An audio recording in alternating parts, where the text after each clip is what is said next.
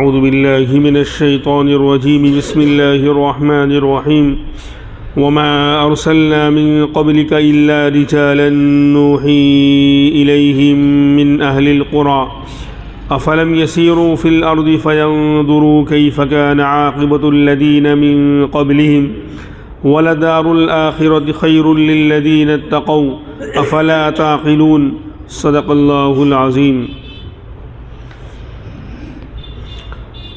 سورہ یوسف کی 190 آیت، بس اس کے بعد 2 آیتیں باقی رہ گئی ہیں، یہ صورت مکمل ہونے جا رہی ہے۔ اللہ تبارک و تعالیٰ نے اس آیت کے اندر انبیاء علیہم السلام کے مقام کو بیان کیا اور یہ بات بتائی ہے کہ انبیاء وہ انسانوں میں ہی پیدا ہوتے ہیں۔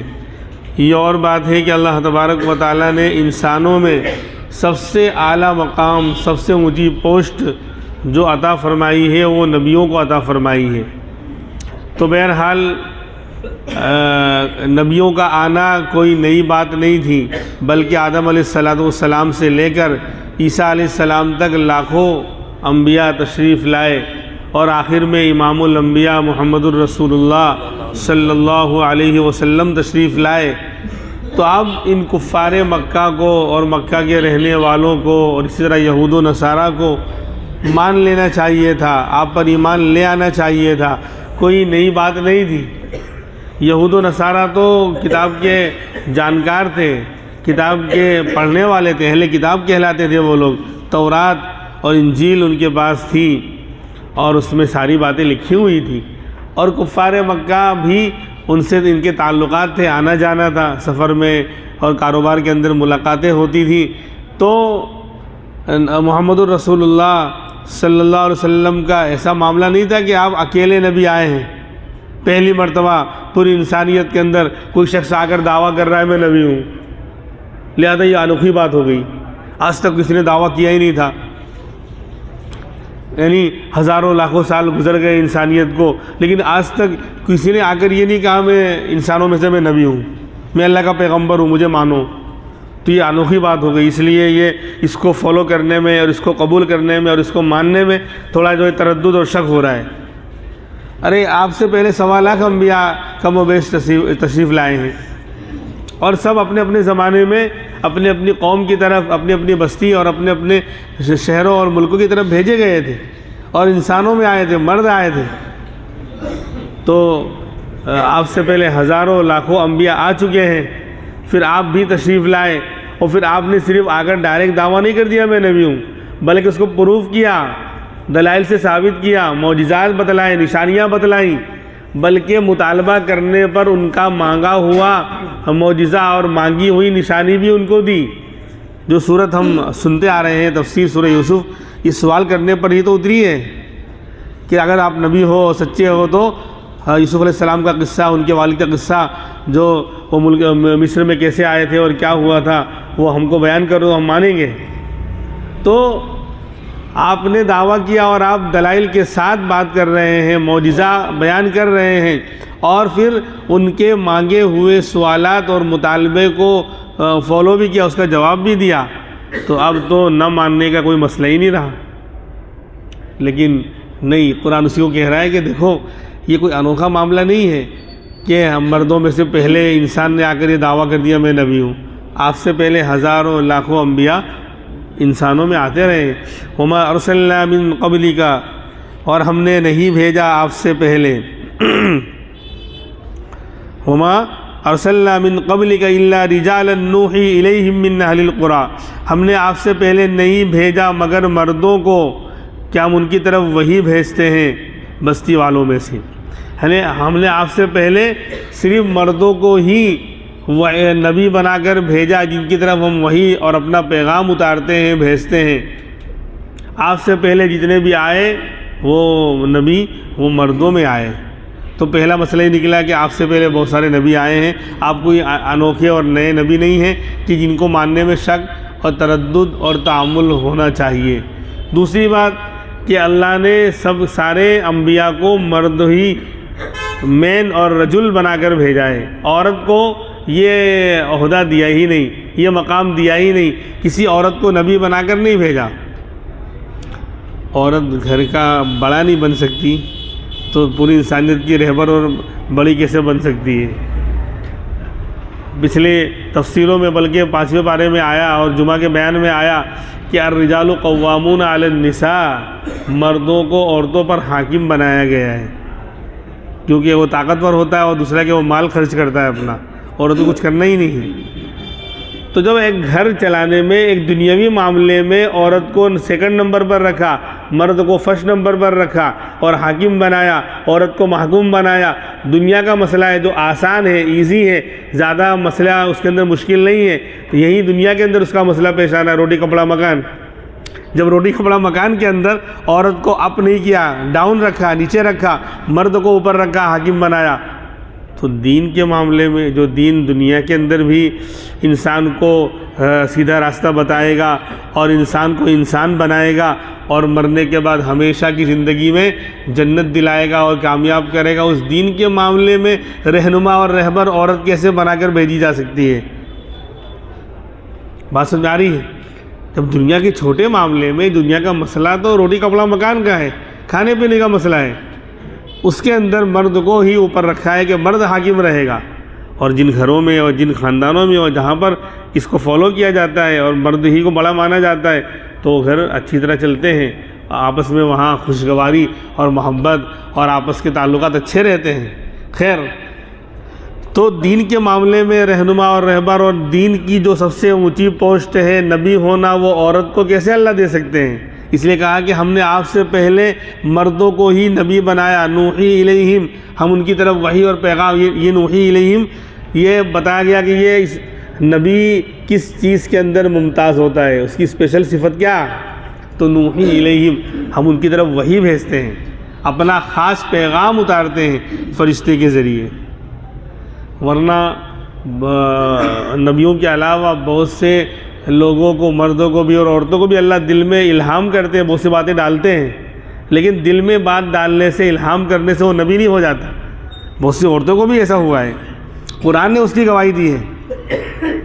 وَأَوْحَيْنَا إِلَىٰ أُمِّ مُوسَىٰ أَن أَرْضِعِيهِ، سورہ قصص کے اندر 20ویں پارے میں اللہ تبارک و تعالیٰ نے موسیٰ علیہ السلام کی والدہ ماجدہ کو، یہ حالانکہ قرآن میں ہم ترجمہ کریں گے، اس لیے کہتے ہیں کہ ترجمہ کر کے تو مفسر نہیں بن جانا چاہیے، ورنہ کہاں کی اینٹ کہاں کا روڑا، دیوار میں زبردستی سر پھوڑا، ہدایت کے بجائے گمراہی ہاتھ آئے گی۔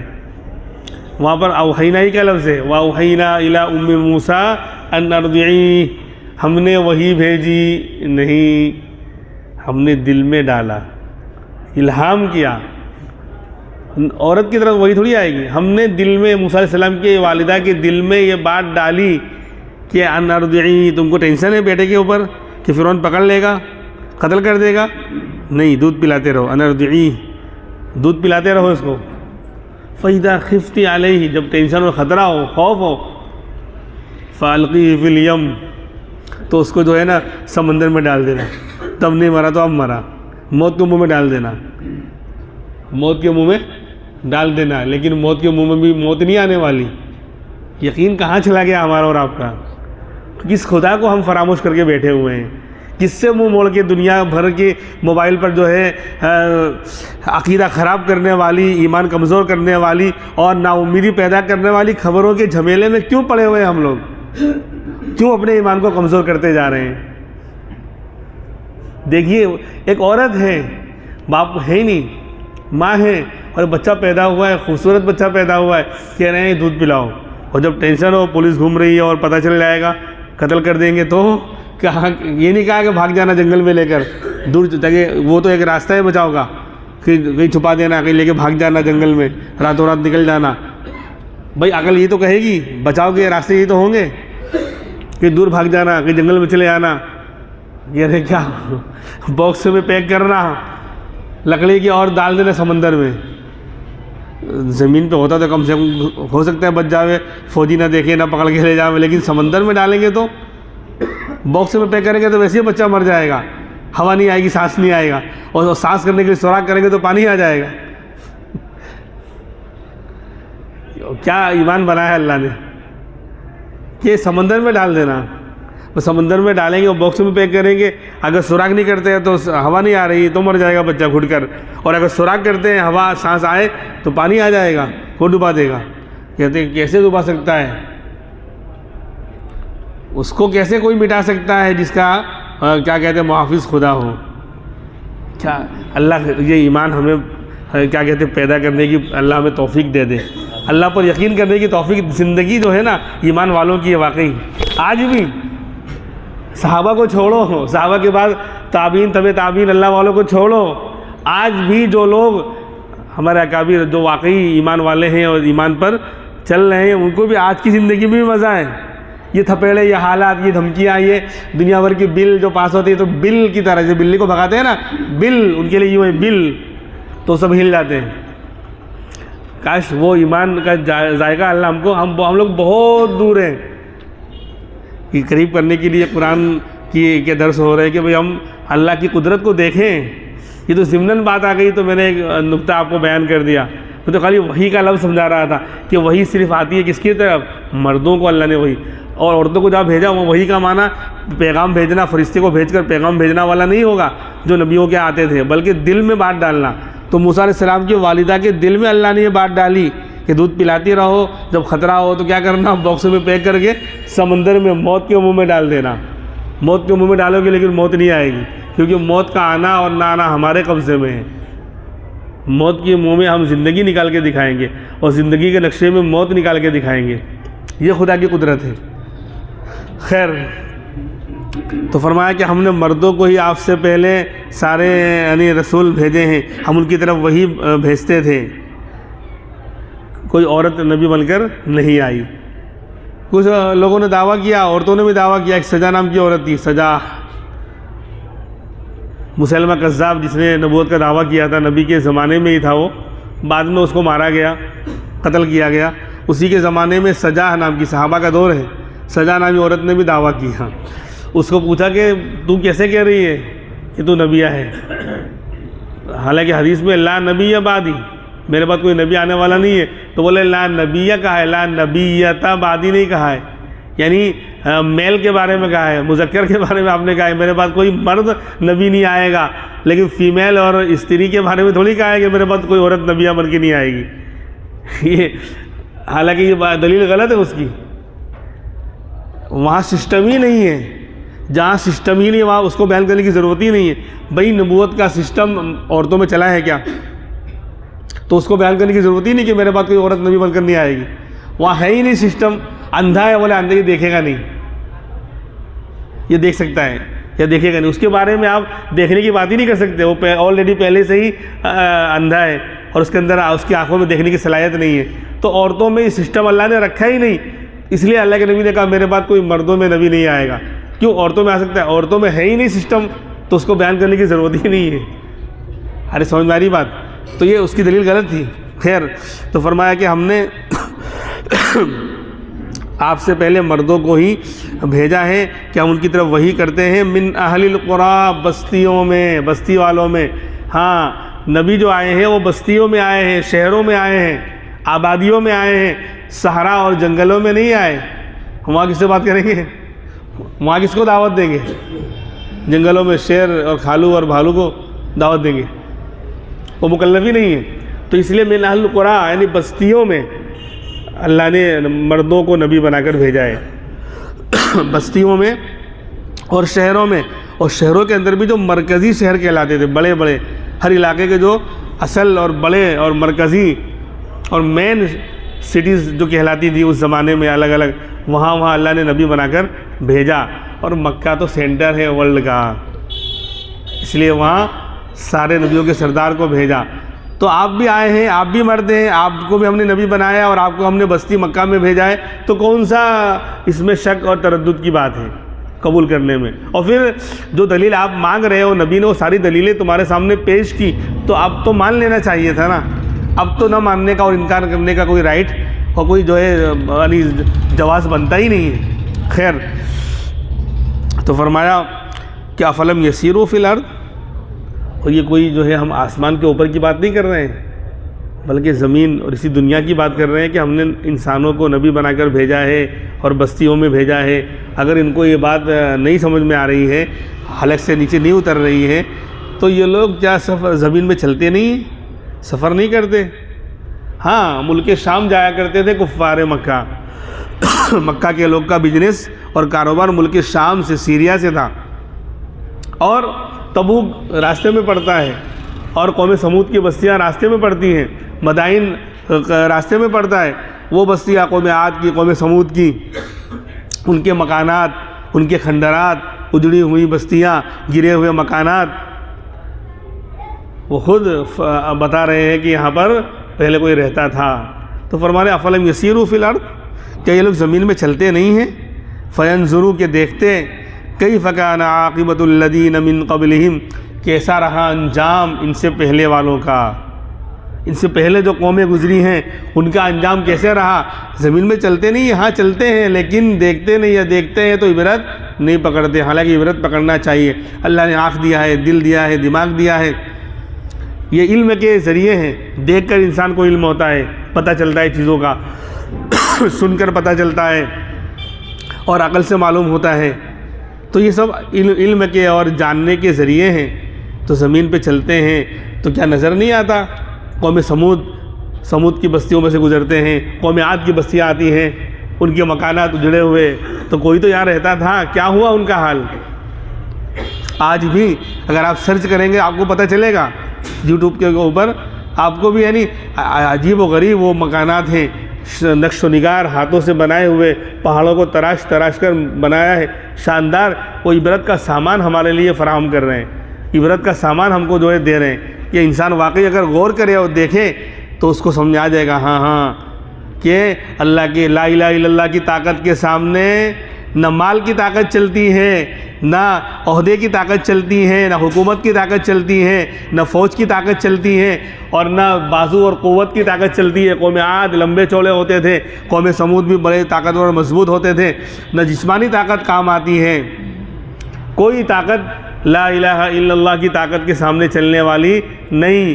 دیکھو ان کے مکانات, قوم سمود کو دیکھو, قوم عاد کو دیکھو, ارے فرعون کو دیکھو, کہ سب اپنے اپنے اعتبار سے بڑی طاقت کے مالک تھے, خزانوں کے مالک تھے, لیکن کوئی طاقت اللہ کی طاقت کے سامنے کام نہ آئی. تو تمہاری طاقت بھی کام نہیں آنے والی. آج کل کے فرعون, شداد اور نمرود جو آج مسند کرسیاں چند روزہ ہے, سب ان پہ بیٹھے ہوں کو خدا مت کہو. ہاں, تو یہ مسند کرسیوں پہ جو بیٹھے ہوئے ہیں اللہ نے بٹھایا ہے تو بیٹھے ہیں, اور جب اللہ ہٹا دے گا تو پھر کچھ, یعنی کوئی دنیا میں پیدا ہی نہیں ہوا جو ان کو عزت اور عہدہ اور ڈگری دے سکے. خیر, تو اس زمانے کے فرعون اور شداد اور نمرود کا کچھ نہیں آیا, تو آج کے نمرود اور فرعون اور شداد تو ان کے مقابلے میں کچھ بھی نہیں ہیں. بہت کمزور ہیں, جسمانی اعتبار سے بھی کمزور ہیں, اور مال کے اعتبار سے بھی اتنے طاقتور نہیں ہیں, اور خزانوں کے اعتبار سے بھی اتنے طاقتور نہیں ہیں.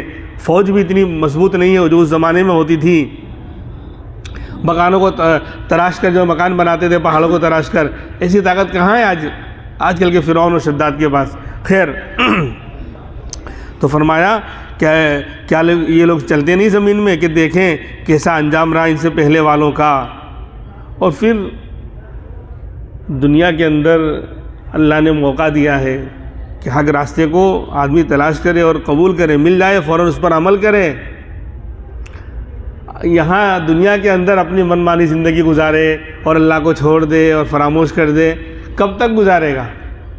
کتنے دن جیے گا؟ فرماتے ہیں دنیا کی زندگی تو ویٹنگ روم ہے.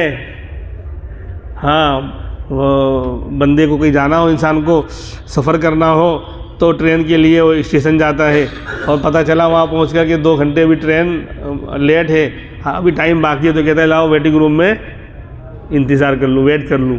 اب ویٹنگ روم میں چلا گیا تو دیکھو وہ سب ٹوٹا ہوا ہے, فرنیچر ٹوٹا ہوا ہے, اور اے سی بھی نہیں چالو ہے, اے سی کی تو ایسی ہو رہی ہے, تو فوراً جو بولے 2 لاکھ روپے اے سی کے اندر بولے لکھ لو, اور یہ فرنیچر کے لیے 2 لاکھ روپیہ, اور یہ اتنا 10 لاکھ روپے وہی خرچ کر دیا. تو لوگ بولیں گے بڑے عقل مند ہیں آپ, بڑے عقل مند ہیں آپ. کیوں؟ بولے 2 گھنٹہ ٹھہرنا تھا, 2 گھنٹے کے لیے آپ نے 10 لاکھ روپے خرچ کر دیے، واہ واہ، آپ کی عقل کو وہ داد دینا چاہیے۔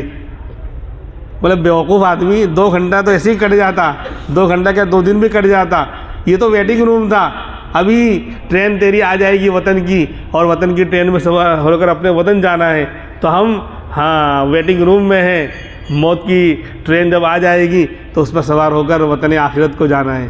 تو وہاں جو اصل وطن ہے جہاں ہمیشہ رہنا ہے، وہاں ڈیکوریشن کر، وہاں اے سی لگوا، وہاں جو ہے شاندار فرنیچر لگوا، شاندار جو ہے مکان کا انتظام کر، تو یہ عقل مندی ہے۔ ورنہ دنیا تو ویٹنگ روم ہے۔ کن فی الدنیا کأنک غریب او عابر سبیل، امام الانبیاء محمد رسول اللہ نے بھی فرمایا، اے عبداللہ ابن عمر، کن فی الدنیا کأنک غریب، دنیا میں ایسے رہو گویا کہ تم اجنبی ہو۔ اجنبی آدمی کوئی باہر کا یہاں آ جائے تو فوراً وہ جو ہے سب آرام اور راحت کے اندر پڑ جاتا ہے، وہ تو اپنا جو کام کرنے آیا ہے پرائے دیش میں، وہ اپنا کام کر کے بھاگنے کے چکر میں رہے گا، جلدی سے بھاگوں میں یہاں سے، یہاں کی ٹیپ ٹاپ میں وہ نہیں لگے گا، شاندار والے بلڈنگ بنی ہوگی، مجھے کیا۔ کن فی الدنیا کأنک غریب یا او عابر سبیل، اور آگے کہہ دیا یا تو مسافر کی طرح زندگی گزارو، راستہ گزرنے والا جو گزر رہا ہے تو اس کو کیا مطلب، کوئی ٹوٹا ہے کہ کوئی نقصان دہ ہے کوئی چیز، اس کو اس سے وہ تو اپنے وطن جا کر وہاں کی فکر کرے گا۔ تو دنیا میں ایسے رہو جیسا کہ تم اجنبی ہو یا مسافر ہو۔ بہرحال تو فرمایا وَلَدَارُ الْآخِرَةِ خَيْرٌ لِلَّذِينَ اتَّقَوْا، جو اللہ سے ڈرنے والے لوگ ہیں نا، اہل تقوی والے، نیک لوگ، اللہ سے ڈرنے والے، ان کے نزدیک فرما رہے ہیں آخرت کا گھر بہت بہتر ہے۔ آخرت کا گھر، مرنے کے بعد جو آخرت کی زندگی آنے والی ہے، وہاں کا گھر اور جنت بہت بہتر ہے للذین اتقوا، تقوی والوں کے لیے، ایمان والوں کے لیے، اور جو نیک بندے ہیں ان کے لیے۔ تو اگر ہم واقعی، ہمارا دعویٰ ہے ہم تقوی والے ہیں، ہم نیک ہیں اور نیک بننا چاہتے ہیں، ہر انسان کی تمنا ہے کہ ہم اللہ کے نیک بندوں میں شامل ہو جائیں، اہل تقویٰ میں شامل ہو جائیں۔ بس اہل تقویٰ کہتے ہیں بس اللہ نے جن چیزوں کو منع کیا ہے اس سے رک جانا، اور جن چیزوں کو کرنے کا اس کو کرنا۔ شارٹ کٹ میں تعریف تقوی والے کون؟ کہ جو کرنے والے کاموں کو کرتے ہیں اور جس سے اللہ نے منع کیا اس سے رکتے ہیں۔ گناہ ہو جاتا ہے تو توبہ کر لیتے ہیں، یہ مطلب نہیں کوشش تو کی لیکن گناہ ہو گیا، یہ اس کے اندر ٹینشن لینے کی ضرورت نہیں ہے، توبہ کر لے۔ التائب من الذنب کمن لا ذنب لہ، فرمایا رسول اللہ صلی اللہ علیہ وسلم نے کہ گناہ سے توبہ کرنے والا ایسا ہے گویا اس نے گناہ کیا ہی نہیں۔ ہاں، التائب من الذنب کمن لا ذنب لہ، گناہ سے توبہ کرنے والا ایسا ہے گویا اس نے گناہ کیا ہی نہیں۔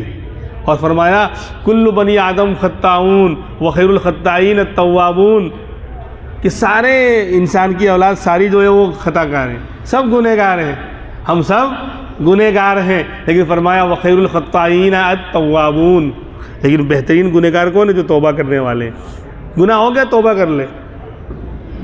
فارسی کا جملہ ہے 100 بار توبہ شکستی باز آ، 100 بار توبہ شکستی باز آ، 100 مرتبہ تیری توبہ ٹوٹ گئی پھر بھی واپس آ جا۔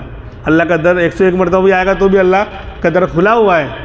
ایک مرتبہ گناہ کیا توبہ کر لیا کہ آئندہ نہیں کروں گا، پھر ہو گیا گناہ، پھر توبہ کر لے۔ 100 مرتبہ تیری توبہ ٹوٹ گئی ہے تو بھی آ جا واپس آ جا، اب بھی دروازہ کھلا ہوا ہے۔ دنیا کے اندر ایسا در آپ کو کہیں نہیں ملے گا۔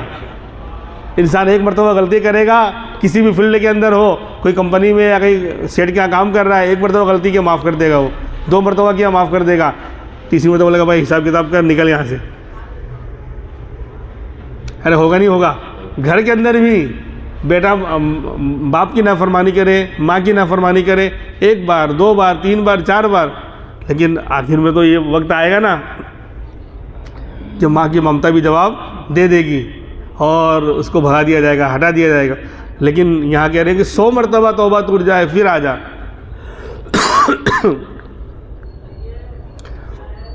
تو تقوی والے کون؟ کہ جن کے گناہ، جو گناہوں سے یعنی بچتے ہیں اور نیک عمل کرنے کی کوشش کرتے ہیں۔ تو فرمایا آخرت کا گھر ان تقوی والوں کے لیے بہت بہتر ہے، تو وہاں کی فکر کرنا چاہیے۔ افلا تعقلون، کیا تم سمجھتے نہیں ہو؟ اللہ ہم سے پوچھ رہے ہیں کیا تم سمجھتے نہیں ہو؟ اللہ ہمیں سمجھا دے، اللہ ہمیں اہل عقل میں شامل فرما دے۔ جو یہ سمجھ گیا کہ دنیا کی زندگی تو فانی ہے، یہ تو آنی جانی ہے، اس کی حقیقت ہم نے یہی پہچانی ہے، یہاں کی ہر چیز بعد میں ہو جائے گی، انجانی ہے، اور آخرت آنے والی ہے، وہ فانی نہیں ہے، وہ ختم ہونے والی نہیں ہے، فانی نہیں، فنا ہونے والی نہیں ہے۔ جس نے اس کو جان لیا وہ عقل مند ہے۔ باقی باتیں انشاءاللہ آئندہ کل ہوں گی۔